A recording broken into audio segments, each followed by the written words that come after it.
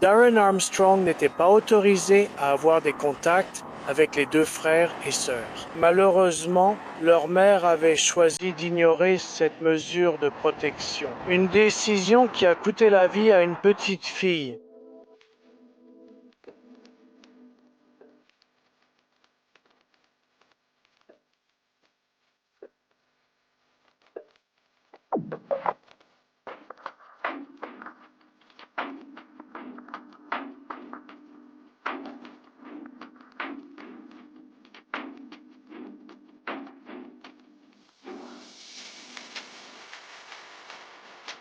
Bienvenue ou bon retour et merci d'être ici. Je suis Cassie et voici A Wicked World. Si vous n'avez pas encore découvert Un monde cruel sur Patreon et que vous souhaitez soutenir davantage la chaîne, cliquez sur le lien dans la description ci-dessous. Là-bas, vous aurez accès à plus de 40 vidéos exclusives avec de nouvelles ajoutées chaque mois. L'histoire que j'ai à vous raconter aujourd'hui concerne une petite fille qui a perdu la vie parce que sa mère était trop égoïste et têtue et a refusé d'écouter les autorités. Ceci est l'histoire d'Ali Jaden Doyle.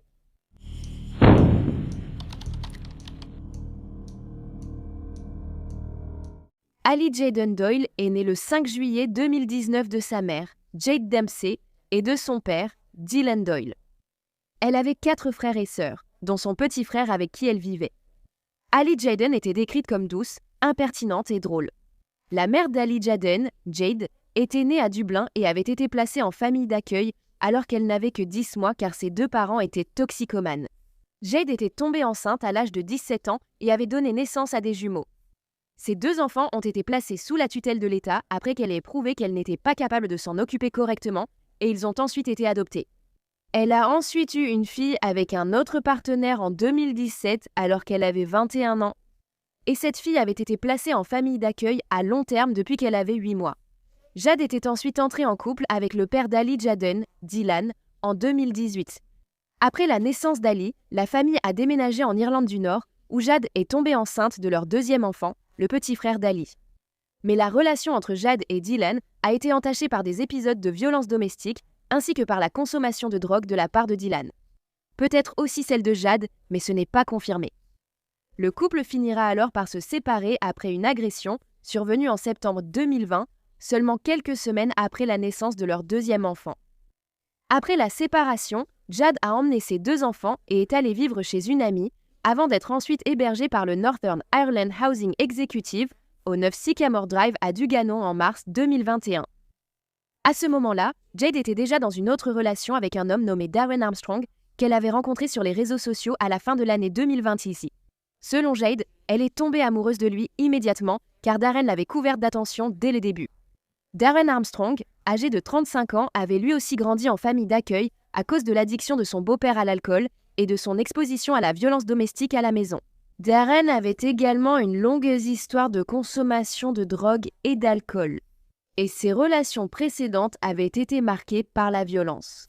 Il avait fait l'objet d'une ordonnance restrictive que son ancienne partenaire avait obtenue contre lui en novembre 2018. Et son casier judiciaire antérieur comptait 77 condamnations différentes. Cela comprenait 10 infractions liées à la drogue, 2 condamnations pour harcèlement, 1 condamnation pour séquestration et plusieurs condamnations pour diverses agressions. En mai 2021, Darren avait en fait été condamné pour coups et blessures. Et à ce moment-là, il a été constaté qu'il avait enfreint 2 peines avec sursis précédemment prononcées. Il avait alors été condamné à 3 peines de 3 mois de détention, à purger simultanément. Mais il avait fait appel de ces peines au début du mois de juillet 2021 et cet appel avait été accepté. Donc, à la place, il a été condamné à 1 an et 6 mois de probation uniquement. Donc, ce n'est absolument pas le genre de personne que vous voudriez avoir autour de vous quand vous avez des enfants dans votre vie. Les services sociaux ont commencé à s'occuper de Jade Dempsey et de ses enfants à partir d'avril 2021. Ali et son frère avaient été inscrits au registre de protection de l'enfance car les services s'inquiétèrent de la relation de Jade avec Darren.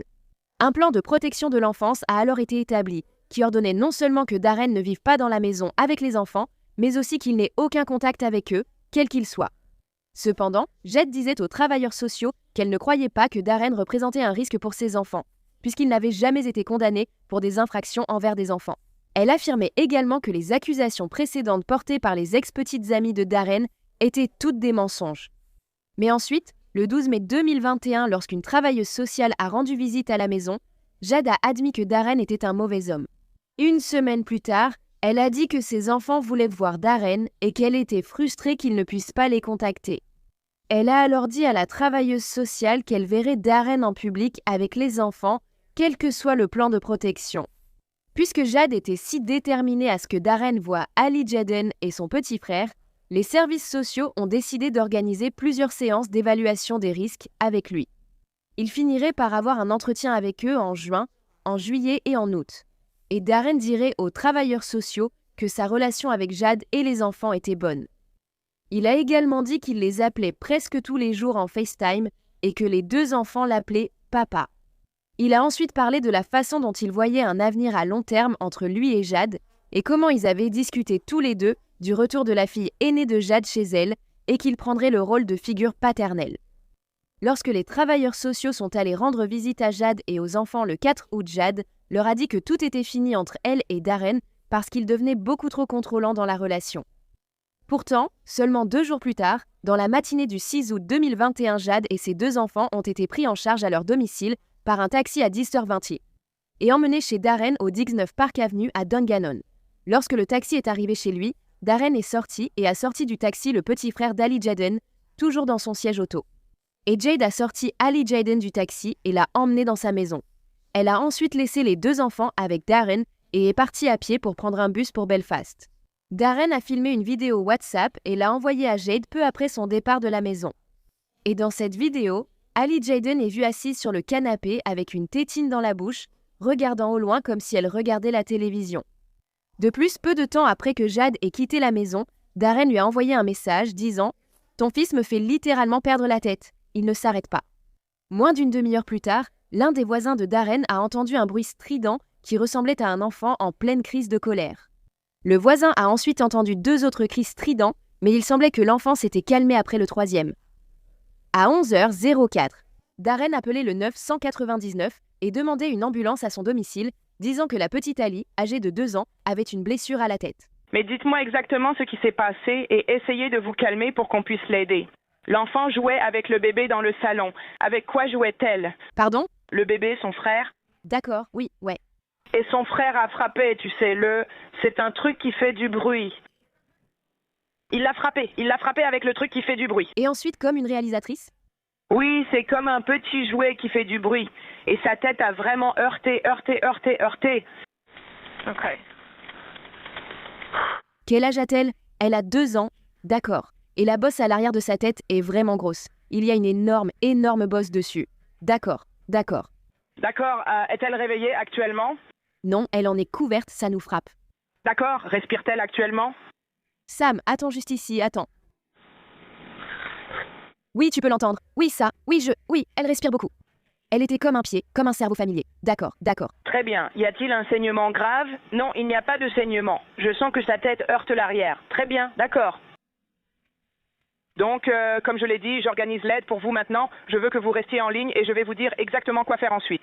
À l'arrivée des premiers intervenants, il est vite apparu qu'Ali Jaden avait subi de graves blessures.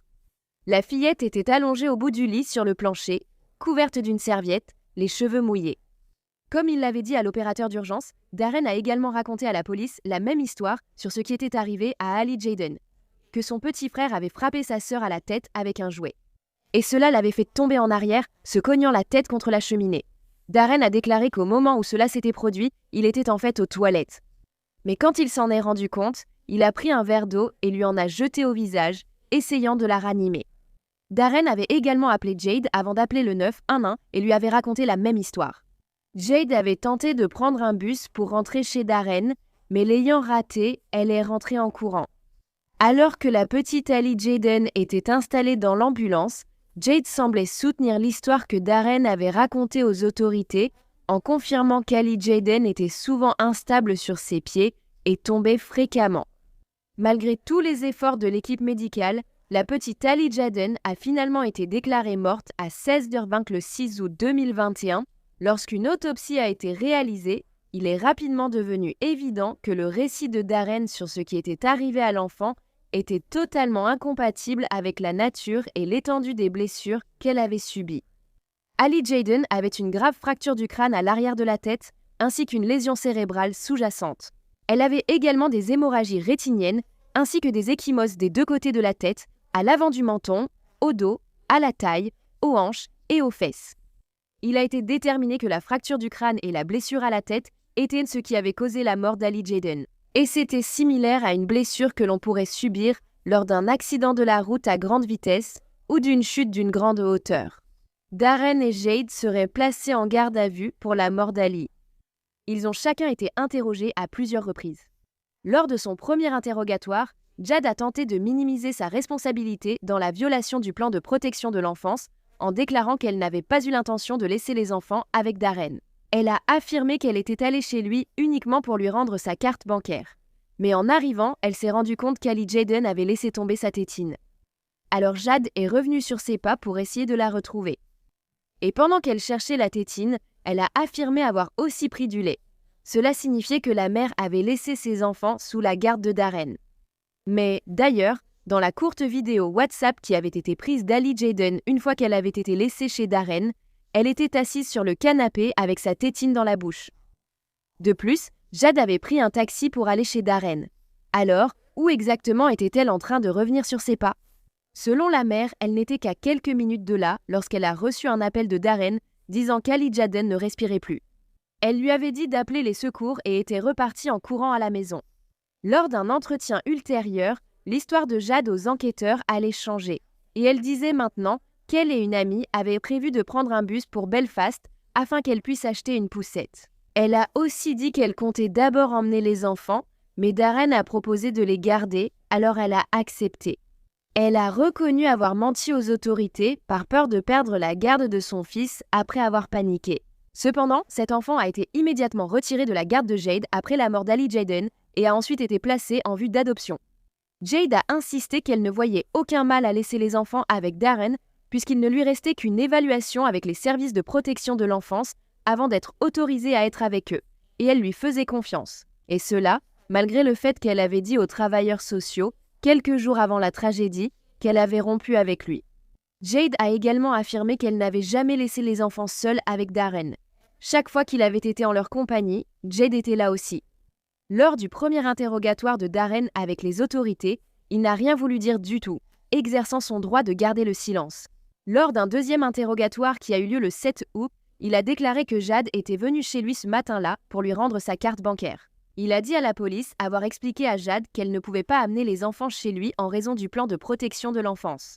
Mais il pleuvait fort dehors et il ne voulait pas que les enfants soient trempés, alors il les a laissés entrer. Selon Darren, Jade a alors compris qu'Ali Jaden avait perdu son jouet et est sorti le chercher. Pendant qu'elle était partie, les deux enfants jouaient dans son salon quand le petit frère d'Ali Jaden l'a frappé à la tête avec un jouet. Cela a fait pleurer Ali Jaden. Alors Darren a pris le bébé, l'a installé dans son siège et l'a attaché. Il est ensuite allé aux toilettes et pendant qu'il était sur les WC, Darren a entendu un grand bruit. Il s'est alors précipité dans le salon où il a trouvé Ali Jaden allongée par terre entre la télévision et la cheminée. Elle ne répondait pas, alors il a appelé Jade puis les services d'urgence. Après cela, Darren avait emmené Ali Jaden du salon à la chambre et l'avait allongée sur un tapis par terre. Il avait aussi essayé de la ranimer en lui jetant de l'eau au visage. Mais lors d'un autre entretien qui a eu lieu le 8 août, son histoire a changé. Cette fois, Darren a dit aux autorités qu'il gardait les enfants pour que Jade puisse aller à Belfast acheter une poussette. Il avait accepté de les garder, mais a changé d'avis en sachant qu'un plan de protection de l'enfance existait. Mais il l'a ensuite appelée pour lui dire qu'il ne pouvait pas garder les enfants et qu'elle devait revenir. Il a précisé avoir dit à Jade qu'il irait à Belfast acheter la poussette pour éviter de violer le plan de protection de l'enfance. Le récit de la blessure d'Ali Jaden n'a pas changé, et Darren a maintenu qu'il ne lui avait pas fait de mal.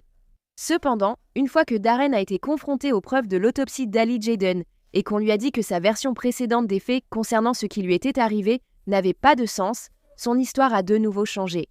Cette fois, il a affirmé qu'il se trouvait dans le salon, tenant l'enfant dans ses bras, lorsque ses deux chiens sont entrés par la porte arrière, puis sont allés dans le salon où ils ont commencé à s'exciter. Il a déclaré que cela avait provoqué des cris de la part d'Ali Jaden et de son petit frère. Alors, par frustration, Darren l'a jeté et elle s'est cognée la tête contre la cheminée. Selon lui, il avait consommé de la marijuana, de l'oxycodone et du diazépam ce jour-là.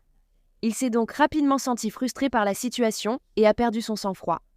En mai 2024, la mère d'Ali Jaden, Jade, a fini par admettre des actes de cruauté envers un enfant et a plaidé coupable. Elle devait voir sa peine prononcée à une date ultérieure. Quant à Darren Armstrong, il a également plaidé coupable et a reconnu le meurtre d'Ali Jaden. À la sortie du tribunal, la tante d'Ali Jaden, Catherine Doyle, a déclaré que Jade ne devrait plus jamais être responsable d'enfants.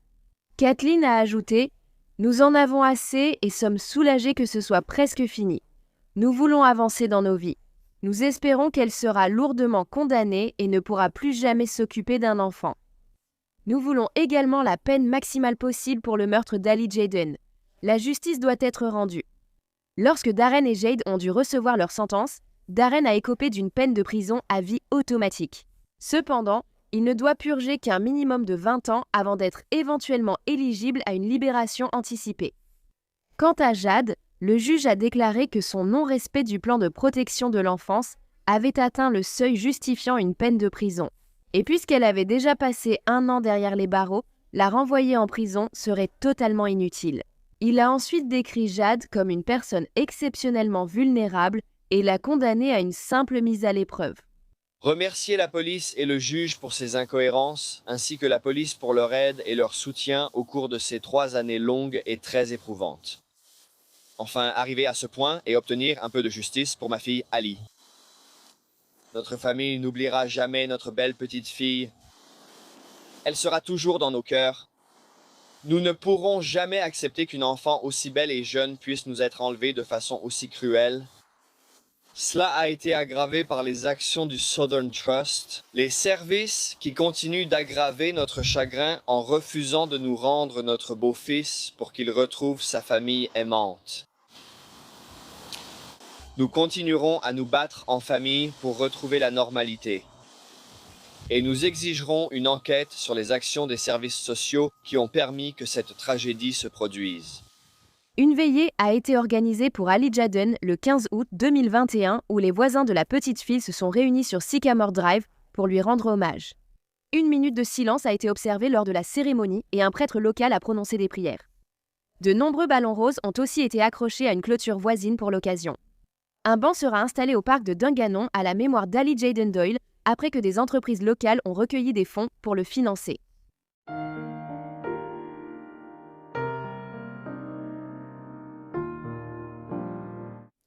Eh bien, merci d'avoir écouté l'histoire d'Ali Jaden aujourd'hui. Je n'arrive pas à croire les peines que Darren et sa mère ont reçues pour le meurtre de cette petite fille. Jade n'a purgé qu'1 an derrière les barreaux avant d'obtenir une libération conditionnelle, alors qu'on lui avait répété à plusieurs reprises qu'elle ne devait pas laisser ses enfants avec Darren, encore moins le laisser les garder seuls. Et il est évident qu'il a brutalement attaqué Ali Jaden. Mais il n'a reçu qu'une peine minimale de 20 ans, ce qui signifie qu'il pourrait être libéré alors qu'il n'a que 55 ans. À mon avis, ce n'est pas du tout une punition suffisante pour ce qui est arrivé à Ali Jaden. Qu'en penses-tu ? Donc, si tu aimes les histoires criminelles et que tu veux m'entendre les raconter, n'oublie pas d'appuyer sur le bouton s'abonner ci-dessous. Et active aussi les notifications pour savoir quand je publie une nouvelle vidéo, ce qui arrive au moins 3 fois par semaine, souvent plus. Merci d'avoir suivi Un Monde Maléfique. Prenez soin de vous. À bientôt. Merci à tous les mécènes d'Un Monde Maléfique. Maintenant, il y a encore plus de contenu d'Un Monde Maléfique sur Patreon. Alors allez voir sur patreon.com/Un Monde Maléfique ou utilisez l'application Patreon. Vous aurez accès à des vidéos exclusives chaque mois et bien plus encore. Tout soutien aide vraiment à s'assurer que les victimes ne soient jamais oubliées et à mettre en lumière les failles de la société liées à chaque affaire. Avez-vous une suggestion d'affaires que vous aimeriez me voir traiter? Si c'est le cas, envoyez-moi un email à awickedworldtruecrime@gmail.com.